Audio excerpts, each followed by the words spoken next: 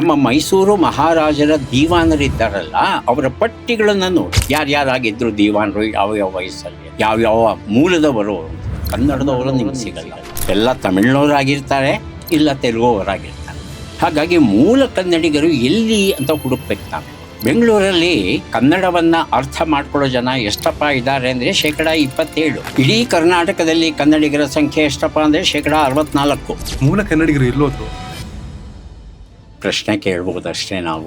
ಕನ್ನಡಿಗರು ಜಾಗೃತರಾಗಲಿಲ್ಲ ಅಂತ ಹೇಳ್ತಾರೆ, ಮುಂದೆ ಕಷ್ಟ ಇಲ್ಲ. ವಾಸ್ತವದಲ್ಲಿ ನನಗೆ ಪ್ರಾಯೋಗಿಕವಾಗಿ ಭಾಷೆಯನ್ನ ಹೇಗೆ ಮಾತಾಡಬೇಕು ಅಂತ ನಾನು ಕಲಿತದ್ದು ಇಬ್ಬರು ಮಹನೀಯರಿಂದ. ಒಬ್ರು GP ರಾಜರತ್ನಂ, ಇನ್ನೊಬ್ರು ನಮ್ಮ ಡಾಕ್ಟರ್ ರಾಜ್ಕುಮಾರ್. ಒಬ್ಬ ಮನುಷ್ಯ ಯಾವ್ದಾದ್ರು ವಿಷಯದ ಬಗ್ಗೆ ಅರ್ಥ ಮಾಡ್ಕೋಬೇಕು, ತಿಳ್ಕೋಬೇಕು, ಇಲ್ಲ ಒಂದು ಸಬ್ಜೆಕ್ಟ್ ಬಗ್ಗೆ ತುಂಬಾ ಅಧ್ಯಯನ ಮಾಡ್ಬೇಕು ಅಂದ್ರೆ ಲೈಬ್ರರಿಗೆ ಹೋಗೋದು ತುಂಬಾನೇ ಸಹಜ. ಬಟ್ ಇವತ್ತು ನನಗೆ ಅನುಭವ ಆಗ್ತಾ ಇರೋದು ಒಂದು ಸಣ್ಣ ಲೈಬ್ರರಿ ನನ್ನ ಮುಂದೆ ಕೂತಿದೆ ಅಂತ. ಸಿಂಧೂ ಸರಸ್ವತಿ ಸಂಸ್ಕೃತಿಯಲ್ಲಿ ದೊರೆತಂತ ಚಿನ್ನದ ಆಭರಣಗಳು ಏನಿವೆ, ಆ ಆಭರಣಗಳು ನಿರ್ಮಾಣವಾದದ್ದು ನಮ್ಮ ಕರ್ನಾಟಕದಲ್ಲಿ. ಹಾಗಾಗಿ ಸಿಂಧೂ ಸರಸ್ವತಿ ಸಂಸ್ಕೃತಿಯ ನಿರ್ಮಿಸಿದವರಲ್ಲಿ ನಮ್ಮ ಕನ್ನಡಿಗರು ಇದ್ದಾರೆ.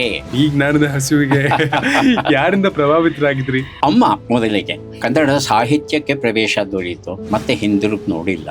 ಇನ್ನು ನಿಮ್ಮ ಮೂಲ ನೋಡೋದಾದ್ರೆ ಹುಟ್ಟಿದ್ದು ಬೆಳೆದಿದ್ದೆಲ್ಲ ಮಲ್ಲೇಶ್ವರಂ ಅಲ್ಲಿ. 70-80ರ ದಶಕದ ಮಲ್ಲೇಶ್ವರಂ ಮತ್ತು ಈಗ ಒಂದು ಬೆಂಗಳೂರನ್ನ ತಗೊಂಡ್ರೆ ಗ್ಲೋಬಲ್ ಸಿಟಿಯಾಗಿ ಮಾರ್ಪಾಡಾಗಿದೆ. ಆ ಪುಟ್ಟ ಹುಡುಗ ನೋಡ್ತಿದ್ದ ರೀತಿಗೂ ಈಗ ನೀವು ನೋಡ್ತಿರುವಂತಹ ರೀತಿಗೂ ಎಷ್ಟು ಬದಲಾವಣೆಗಳಿದೆ. ಸಂಪೂರ್ಣ ಭಿನ್ನವಾಗಿದೆ. ಈಗ ಮಲ್ಲೇಶ್ವರಕ್ಕೆ ಹೋದ್ರೆ ಯಾವಾಗ ಮಲ್ಲೇಶ್ವರ ಬಿಟ್ಟು ಹೋಗ್ತೇನೆ ಆ ರೀತಿಯಾದ ಒಂದು ಚಡಪಡಿಕೆ ಶುರುವಾಗಿದೆ. ನನಗೆ ನಮ್ಮ ಪುರಪಿತೃಗಳು ಯಾರಿದ್ದಾರೋ, ಬೆಂಗಳೂರು ನಗರದ ಹಣೆ ಬರಹವನ್ನು ಮರೆಯುವಂತ ರಾಜಕಾರಣಿಗಳು ಯಾರಿದ್ದಾರೋ ಅವರ ಬಗ್ಗೆ ಅಸಮಾಧಾನ ಆಯಿತು. ನನಗೆ ತುಂಬಾ ಮೆಚ್ಚುಗೆಯಾದದ್ದು ನಮ್ಮ ಕೆಂಪೇಗೌಡರು ಮತ್ತು ಅವರ ಮಂತ್ರಿಗಳು.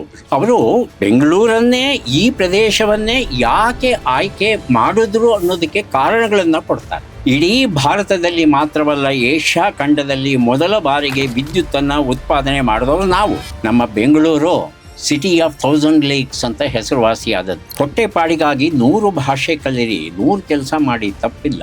ಆದರೆ ಮನೆಯ ಹೊಸಲನ್ನು ದಾಟಿ ಮೊದಲ ಹೆಜ್ಜೆಯನ್ನು ಇಡ್ತಾ ಇದ್ದ ಹಾಗೆ ಎಲ್ಲ ಭಾಷೆಗಳನ್ನು ಮರಿಬೇಕಾಗುತ್ತೆ. ನಿಮ್ಮ ಕನ್ನಡ ಒಂದೇ ಸಾರ್ವಭೌಮ ಭಾಷೆ ಆಗಬೇಕು, ನಿಮ್ಮ ಹೃದಯದ ಭಾಷೆ ಆಗಬೇಕು, ನಿಮ್ಮ ಮನೆಯ ಭಾಷೆ ಆಗಬೇಕು, ನಿಮ್ಮ ಮನಸ್ಸಿನ ಭಾಷೆ ಆಗಬೇಕು, ನಿಮ್ಮ ಮತೀಯ ಭಾಷೆ ಆಗಬೇಕು, ನಿಮ್ಮ ವಿಚಾರದ ಭಾಷೆ ಆಗಬೇಕು.